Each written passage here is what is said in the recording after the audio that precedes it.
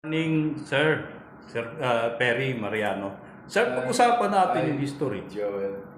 Pag-usapan natin yung history ng bilyard. Ah, Paano ba nagsimula ang bilyard sa Pilipinas? bilyar, siguro bilyar. Putang naman, sumaba, hindi pa ako pinanganganak ata. Doon na lang siya inabot natin. Oo, opo. Ang bilyar, mag-start ako mag-bilyar college. So nakita ko yung magagaling ng araw, sila Junior Capo, sila Amang. Bata pa siyempre, 14 lang ata siya. Sila Pepito Dacer. May mga manager ng bilyar na hindi na nababanggit. Yung nag-alaga kila Django, kila Efren. Sila yung may-ari ng Romels, si Boy Fernandez. Tsaka yung handler ni Django nung araw, si Cesar Papa. Club owner yan eh. So, doon na-develop yung bilyar na kanto boy games. Ito yung taya-taya. Kanto boy, yung mga kanto boy, Yung mga tambay. Nagkaroon nga ng batas na bawal ang bilyar. So, kalapit sa school. Eh, syempre ngayon, hindi na sport ng bilyar eh. Kung paano nag-transcend yung bilyar sa sport, hindi ko rin alam. Siguro dahil nung nanalo siguro si Efren sa World, baka doon nag-start. Doon ang buksan.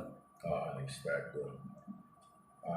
From that time, hindi masyadong umasensi ang bilyar. Nawala pa nga eh. Itong past years nawala. Medyo lumutang lang ulit nung nabuhay yung Sharks. Okay. Actually, yung Sharks, hindi yan ang anak ko yan eh.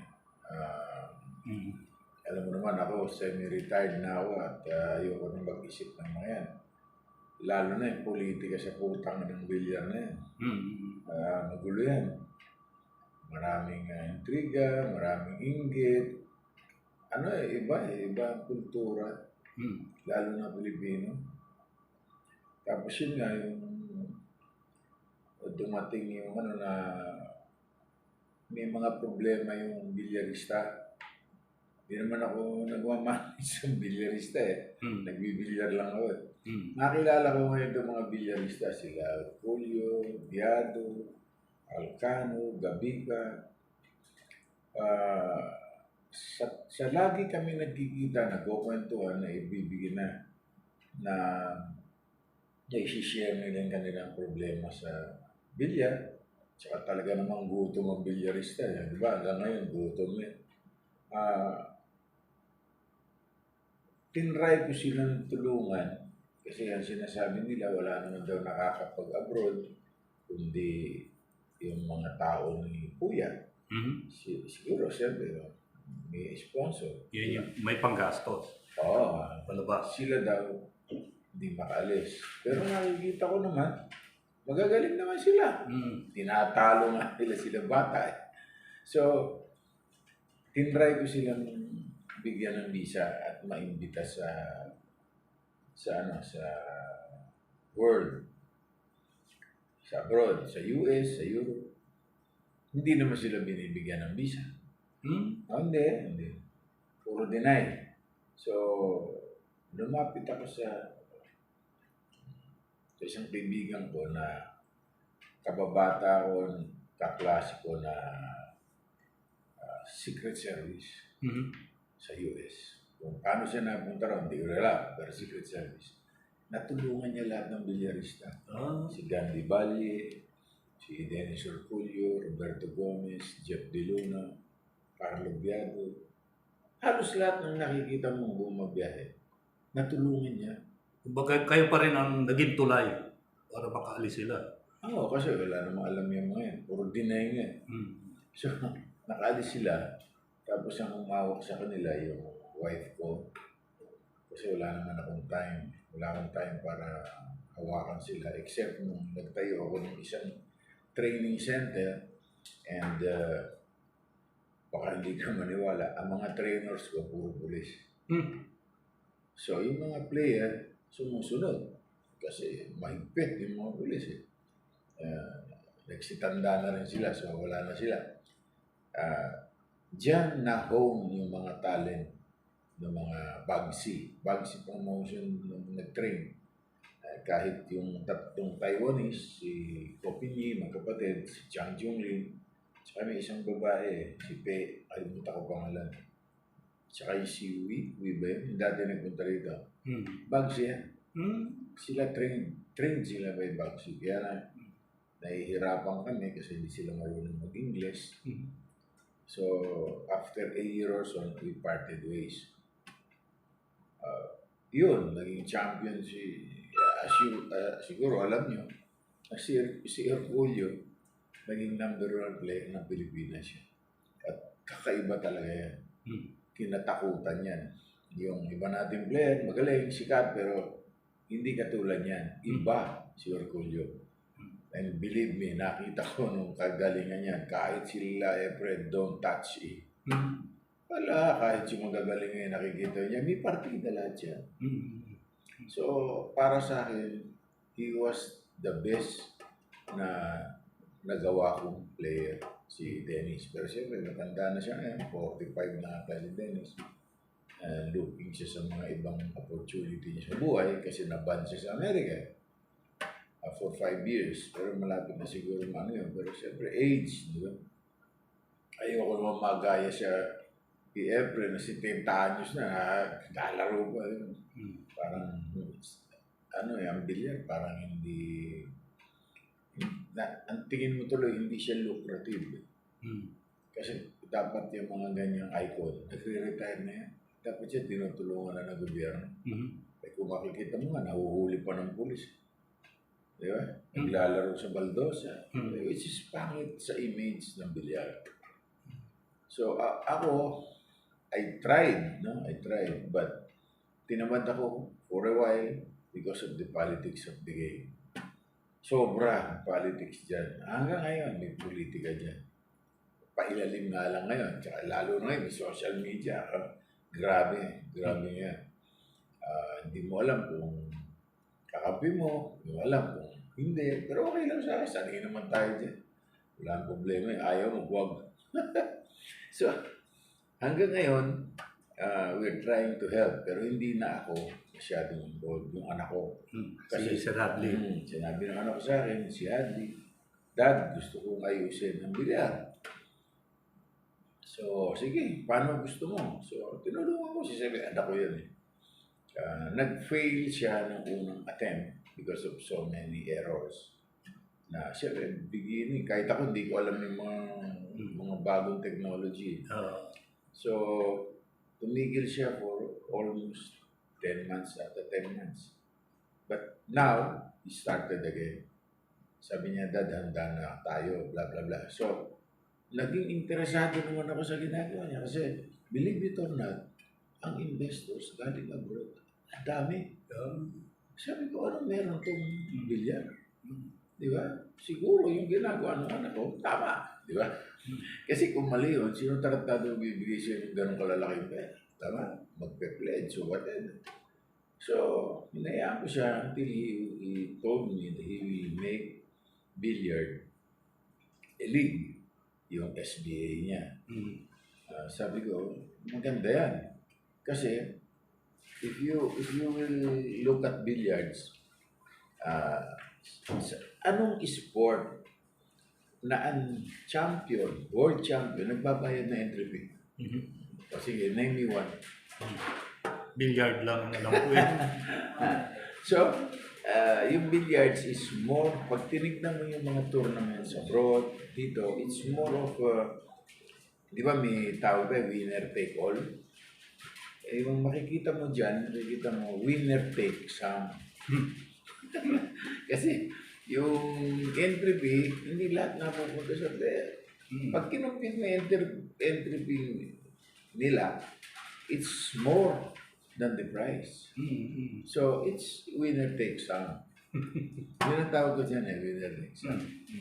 So, sabi ni Hadley sa akin, Dad, huwag tayong ganyan. Kasi nag-start kami, pero wala rin kami, noon, wala rin kami entry nung nag-start siya. More of prices lang. Mm. Pero itong dinidevelop niya, this is something different. May sweldo eh. Oh, okay. At sa umattend ako ng meeting nila ng mga foreigners.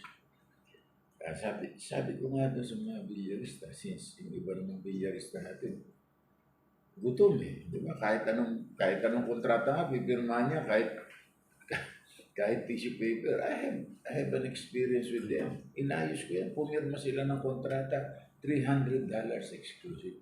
Mm. This was around 20 years ago. Inayos ko. They will sign. They will sign dahil sa hirap. Mm. Walang kinikita, walang laro, walang tournament sa Pilipinas. Mm. Kahit pilipit yung kontrata, hindi na titignan nyo. Basta't merong pakinabang ng court, pipirma yan. Mm. So sabi ni Hadley sa akin, Dad, pwede bang sweldohan natin yung player? Ako, go. Pero sa ngayon, sabi ko, you cannot give them yung malaking-malaki kasi overhead yan. Tsaka kailangan mo ng sponsors, blah, blah, blah. So, tinrabaho. Okay naman, natapos niya at mukhang tatakbo ng maayos. Mm. Pero sinasabi ko nga, imagine mo, yung player, pupunta sa abroad, magbabayad na entry fee, babalik dito, yung kunyari nanalo, may manager, hati kayo ng manager mo, may expense, at kung ano na pang gastos. Ito, maglalaro ka lang, pwede kang magkaroon ng salary in the near future ng bawat player, kikita ng 5 million a month salary. Hindi ako nagbibiro kasi marunong akong gumawa nito eh. Nakita ko kung paano gawin ang figures. Pwede. Ang problema natin, siyempre yung mga foreigners, pag gano'n na, papasok na rin yun. Mm. So, pag nakita mo yung total picture, maganda talaga yung ginagawa. Sana Yung mag-succeed. Okay. Ngayon, yung Bugsy, binuhay ko para lang sa mga players na hindi makasali ron sa SBA. Because limited eh. Kung baga kunyari ngayon, may 6 teams yan. 6 teams is only 30 players. Ay, daan ng player natin. Daan at magagaling. Mm. Sabi ko nga sa anak ko, you don't need the stars. Your event will create stars. Mm. Kasi, huwag kang umasa sa stars. Lalo na sa bilyar, hindi naman kilala yan eh. Kahit sabihin mo, star na star. Yung ang ibang foreigner, di kilala si Efren. Magugulat ka, kasi wala tayo sa mainstream ng sports. Hindi katulad nila Jordan, LeBron James, blah. Number 1 ng NBA kasi ngayon sa buong mundo. So, tayo, far. So, sabi ko sa anak ko, you don't need the stars. Kung gusto mong magsimula, kung sino yung may gusto, sabi mo. And you will create stars kasi ang gagaling eh. And, alam mo naman, I created stars. Madami akong can-rate na stars. Ang sikreto lang naman yan, media. Magaling ka, wala kang media, tayo ka. Buong buhay mo nandun ka sa gilid. Walang publicity. Wala. Magaling ka, may sponsor ka sa media, you will be great. Oh. Simple lang yan, walang ibang formula yan. So, yun ang sinabi ko sa nako. So, he's doing everything para ma-promote yung kanyang liga. Ako naman, binigay ko sa mga kaibigan ko yung Bugsy para yung ibang hindi makasali sa SBA, meron pa rin kita. Walang tapon, ikang. Walang tapon. Meron tournament yung Bugsy, I think, twice a year. Yun, may entry pa yun. Pero kahit computin mo yun, hindi to winner take sum. Ito, may abono yung Bugsy, which will come from sponsors. In short, hindi to, yung tournament, hindi money making. Hindi to money making. Tulong talaga sa kanila. Hindi money making for me. It's more of a sponsor base. Ngayon, kung yung sponsor maganda, okay lang, kumita kami. Di ba? Pero kung hindi naman kaya, at least Maka-break even, kita konti, tatakbo yan. Two tournaments a year. Yun pa lang ang naisip ko. Tapos, meron din siyang 2 seasons ng kung tawagin nila ng mga nag-isip is 3-man derby, 9 balls, which is 6 months. Bali, 21 weeks, 178 games. Oras ka. 178 games ang regular season. Yung tatlong pinakamataas yung points, maglalaban ng 3 days. So, 181 days. Pag kinumpit mo yan, matatapos yung 6 months. Ngayon, kung may natirang araw, doon magkakaroon ng exhibition. Meron, imbitayin namin si Shane Van Bonie, kung sino-sino. O kaya nandun sila sa SBA, yung mga foreigner. At least madali na yung imbita for exhibition games. Ilalaban namin yung mga nag-excel. So, we create stars. Ako, I never depended on stars. Totoo yun. Okay? We create them because we know how. Ngayon, itong mga pag natapos to ng 6 months, may matitira pang konting linggo So, makakasingit exhibition. Pagkatapos niyan, so may 2 seasons ka ng gano'n. So, punong-puno, hindi ka mawawalan. Yung SBA naman, anak ko, si Adli, 6 teams. Ngayon, 6 teams. It's Quezon City, Bacolod, Parañaque,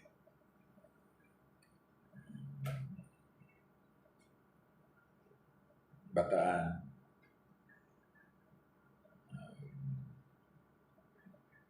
medyo may edad na tayo.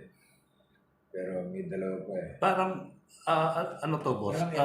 Parang NBA. Parang regional ang mangyayari. Regional. Oo. Regional siya na may kadikit na pangalan ng company. Okay. Parang NBA, no? Parang NBA. Oo. Same concept, team. Kasi alam mo, narinig ko lang to doon sa anak ko. Hindi ko ba alam to. Tama sila na pasikatin mo ang team. Mas longer lasting. Kesa pakisikatin kita, kunyari, ikaw si Jumbo. Pag natalo ka, lost ka na. Tama. Pasikatin mo ang team. It's Grupo. It's more of a permanent event. Kasi, kagaya ng PB. Ginebra, di ba? Kahit sino lagay mo ron, sikat ang Ginebra. Parang sa Amerika, Celtics, Los Angeles Lakers, Chicago Bulls, umaakyat yung kasikatan, depende sa nangyayari sa liga. Hindi, kagaya niyan, si Celtics, wala na nag-start siya kay Bill Russell, pero may sikat ang Celtics. Sikat pa rin sila. So, boss, yung binanggit nyo ng mga lugar na hindi nyo binanggit ng mga lugar na hindi pa kasama, open pa, hindi pa silang sumama. Hindi pa ngayon kasi first season. Okay. Baka hindi kayanin ng isang venue. Sa mga susunod pa. Venue. Pero yung isang venue, ginagawa na sa team under negotiation. Actually, it's already done in principle. Ngayon, pag nabuksan yun sa second season, which is probably February next year, kaya na mag-accommodate ng 8 to 12 teams. Okay. Ewan ko lang kung pag kailangan mag-succeed yung first. Pag nag-succeed yung first, lalaki. Basta tuloy-tuloy na to. Tuloy-tuloy yan. Kasi tested meron Kumbaga tinesting namin yan. May figures. May lumalabas na maganda yung laro. Maraming viewers. Diba? Ngayon, yung sponsors naman, kinuha sila ng signal. Siyempre, may YouTube na ngayon. Meron silang sariling. Hindi ko masyadong alam yung technology, pero mapapanood na sila all over the world. Hindi Philippines. All over the world. Yan ang sa ngayon, diyan tayo titigil. hindi natin alam kung ano mangyayari. Pero ngayon, may gumagawa pa rin naman eh. May tumutulong pa rin sa players. Kaya nila Pacquiao, tournament, yung mga governor, mayor, merong mga ibang venue, tumutulong din siguro. Yan ang bilyar. May abangan na tayo, sir, na sa June 24, di ba may tournament na tayo? Bagsy yun. Mm. Mm. Yun yung startup lang yan. Titingnan muna natin, di ba? Titingnan natin kung ano laman. So, gumawa kami muna ng maliit muna ng tournament. Pero hindi to winner takes all. Oh. Yun na sigurado. Sigurado ka, hindi to winner takes all. So, gumawa kami ng tournament na maliit. Hindi ganun kalaki. Pero more than sa iba. Tama lang. Startup tournament. Tapos nun, kasunod agad yung 3-man. Mm-hmm. Sa 3-man, siguro first 3 months, bibigay kami ng prizes na tama lang. Depende kung maganda naman ang performance ng Bagsy unang tournament, makakaya na namin yung mas maayos na prizes. At pag maayos, itataas yun. Until the time comes na mare-recognize kami ng SBA, kami ang pool of players. Doon sila kukuha. Ngayon, eto. Siyempre, tatanungin nyo, hanggang doon lang ba yan? Hindi. May ginagawa rin. Actually, hindi ako. Tinuturuan ko lang sila, yung grupo ng mga anak. You create a national collegiate billiards, which is, nagawa ko to 20 years ago. Hindi lang ako tinulungan ng gobyerno. Mm-hmm. I was asking for 200,000 pesos only. While they are spending millions and millions on football and basketball, etc. Humihingi kami ng 200,000 lang to continue. Kasi tatapos namin yung isang season. Alam mo ko ilang school na nag-apply? 36. Oh? Di ka lang namin kaya. Swerte rin, may tumulong sa amin si Sebastian Chua para sa mesa. Yung uniform namin, binigyan kami ng Axel. Tapos yung commissioner ngayon ng karera ng kabayo, si Relly De Leon, he helped us to makipag-usap sa school. Pero isang taon lang, ang nag-champion nata is UST. Ang balak namin, ang balak nila, sabi ko sa kanila, magtayo kayo ng NCBL, which is I think will happen soon. Kahit 6 na school muna. Kasi from these schools, pag meron sumikat sa grassroots, which is dapat gawin din ng LGU, ang Quezon City will start the grassroots program, which is very good. Ang gumawa yung si Wild Blue ba yun? American-speaking guy who loves billiards. Gumawa siya ng programa, sinabit sa QC, LGU, pumayag. Yun ang i-adapt ng grassroots. Pag nakakita ng maganda, I hope, kasi nung nag-start yung NCBL namin, may mga school na nagbibigay ng scholarship eh. Ayos. Kasi, maganda. Bakit? Ang billiard, isang mesa, 3 mesa. Yung basketball court, ilang hektarya yung ilalagay mo para ka lang makatrain ng basketball. Tapos, kahit gaano kang magaling mag-basketball. Basketball kailangan matatangkad. Hindi, kahit gaano kang kagaling hanggang dito ka lang. Panoorin mo yung naglalaro sa atin sa abroad. Mga negro. Kanino ka mag-anak yung udang? Hindi mga Pilipino. Dahil nahihirapan ng basketball ngayon. Dahil nawala yung ground, yung totoong galing college, schools. Kasi may fan base yan eh. Ewan ko, ba't nila ginawa ron? Whoever invented that, yung lagyan mo ng mga negro, ewan ko, baka discarding nila yan, hindi ko alam.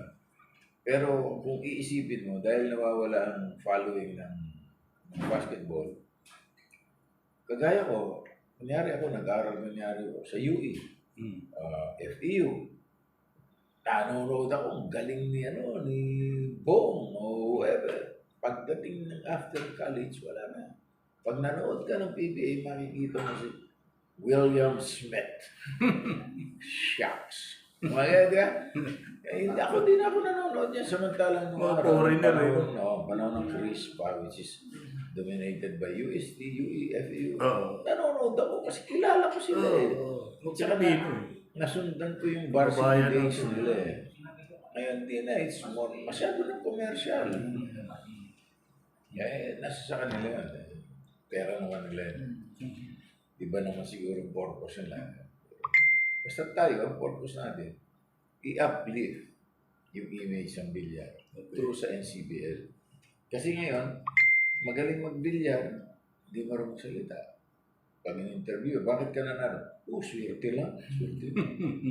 They cannot even explain yung talent nila. Samantala kung itong magagaling na to, bibigyan ng scholars.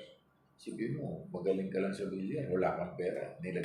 Kinuha ka ng lasal, pinag-aaral ka. That's something. Libre pa ka.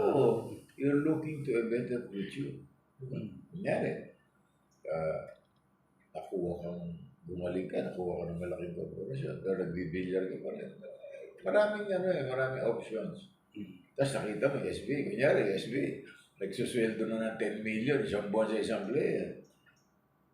Titigil na ako mag-corporate. Doon kasali ako doon. May choice ka. Pero yung kukunin kang scholar, maganda yun kasi nag-aaral na sila. Tsaka gumaganda na itsura ng bilyarista. Diba? Pag nakita mo yung bilyarista, nakita mo yung inuhuli. Pag inuhuli, alam mo, wala silang capacity to earn money. Nahihirapan sila. Hindi na naman natin yun. Dahil nga yung kultura ng bilyar, masama because of poverty. Yun ang gusto nyo baguhin. Sana, magawa namin kahit konting den. Hindi naman natin kayang baguhin lahat yan. Yun lang kaya natin. Isahan. Mga pingot lang tayo ng konti sa sport na maayos natin. Malay mo, hindi natin alam to what extent. Baka sumobrang success. Okay. Pag hindi naman, naman tayo magagawa. Diba? Wala naman sure winner, wala rin sure success. But at least, because of the experiences na nag-game dito namin, na lalo na ko, na ita-transfer ko. I can say na marami ko alam sa bilyar. Marami. Ano pa mensahe niyo, boss? Doon sa mga mga mahilig magbilyar. Ituloy niyo kasi unang-una mahirap na laro yan pero exciting. Lalo kung naglalaro ka, yung pattern ng table, million siguro yan. Kasi hindi to kagaya ng basketball, isa yung ring. Ito maraming pattern at saka dalawang bola ang kinokontrol mo. Ano ba sport na dalawang bola? Wala naman. Wala. Isa lang ang bola eh. Ito, dalawa. So, para sa akin, okay ako sa billiard. Maganda. Hindi lang talaga na-develop ng gusto. Because ginawang more of a easy business. Na ang nasa losing end players. Ganun eh. That's how the world works. Somebody has to be the loser. Somebody has to be the winner. Pinabanggit nyo kanina, boss, si Office of Mayor Joy Belmonte. Dito magsisimula yung karoon ng grassroots. Grassroots. Yung plano nila Mayor Joy na grassroots sa kanyang assistant si Alimorong yung CA niya, medyo kakaiba kaysa sa ibang grassroots. Kasi ito, magbibigay ito ng libreng mesa sa mga barangay. Galing. Oo, tapos lalagyan nila ng mesa yung mga meron ng venue, pati maintenance, sasagutin nila, with the condition na may oras na libre yung mga maglalaro. Aba, saan ka nakakita ng gano'n? So, sabi ko, maganda yun, kagatin nyo na. Tapos yun nga, yung si Wild Blue, kilala yan eh. Ako lang, di ko alam name niya. He is also into billiards. Nag-aalaga rin siya ng mga players. Pero maganda rin yung kanya kasi ang condition niya, pag ang player niya hindi nag-aaral, ayaw niya. Okay. Kailangan mataas din ang grade. Mahirap yung ginagawa niya, pero ginagawa niya eh. Parang eskola. Siya gumawa ng ang tawag siya,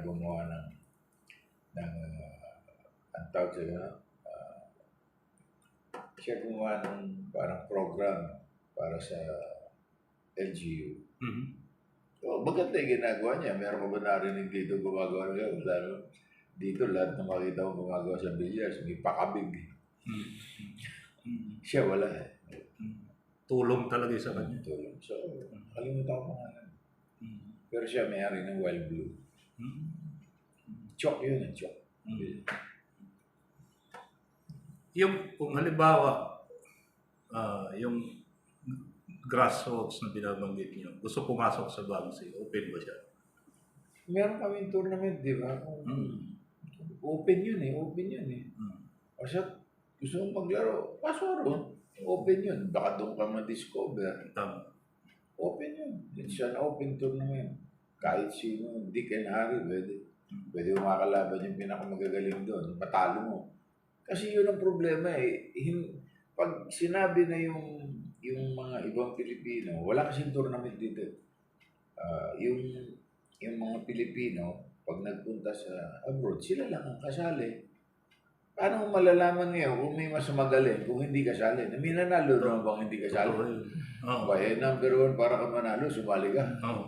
Eh, kung hindi ka kasali, para ka manalo. So marami tayong bilyarista magaling, hindi kasali. Yun lang. Ito na yung pagkakataon na sumali sila sa Bangsi. Pwede silang makilala. Marami akong nakikita, gagaling. Kaya lang, bakit sila magpa-practice? Wala naman silang sasalihan. Tama? Ikaw, ba't ka magpa-practice? Magaling ako, pero hindi ako magsusunod na mag-practice. Kasi wala naman ako pupuntahan. Walang tournament ka na samantalang yung mga player na may sponsor, magpa-practice yan. Kasi may pupuntahan eh. Pero pag lahat yan, may pupuntahan, somebody will rise. Somebody, whether you like it or not, will rise. Makikita mo, magkakaroon ng iba ang demographics na ng billiard dito. So, maraming salamat, Boss Perry. Okay. Ang ganda ng paliwanag mo. Kaka-interest ang tao.